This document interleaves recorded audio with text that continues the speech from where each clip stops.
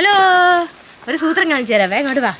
ഇത് കണ്ടാ നമ്മുടെ വാഴത്തോട്ടം. നിങ്ങൾ മുന്നത്തെ വീഡിയോയിലൊക്കെ കണ്ടിട്ടില്ലേ നമ്മുടെ വാഴത്തോട്ടം?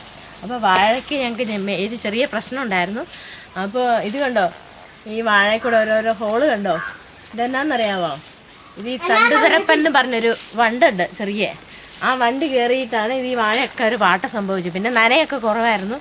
അപ്പം അതുകൊണ്ട് ഈ കൊലക്കാറായ വാഴയിലാണ് ഇത് കൂടുതലായിട്ട് ഇങ്ങനെ വരാറെന്ന് തോന്നുന്നു. അപ്പം നമ്മളത്ര കണ്ടില്ലായിരുന്നു. അപ്പം നമ്മൾ നോക്കുമ്പോൾ ഇതിൻ്റെ ഇലയും തടിയൊക്കെ ഇങ്ങനെ പഴുക്കാൻ തുടങ്ങി.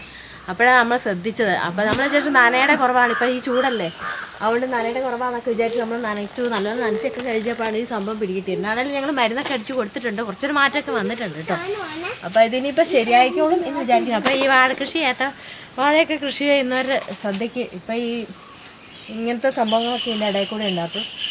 നല്ല വലിയ കൃഷിയൊക്കെ നടത്തുന്നവർക്കൊക്കെ അറിയാതിരിക്കും. എന്നാലും നമ്മളെപ്പോലെ ചെറിയ ചെറിയ ഇതായിട്ടൊക്കെ ചെറിയ 5-6 വാഴ അല്ലെ 10 വാഴയൊക്കെ വെക്കുന്നവർക്കൊക്കെ അത്ര പിടികാണുണ്ടാകില്ലായിരിക്കും.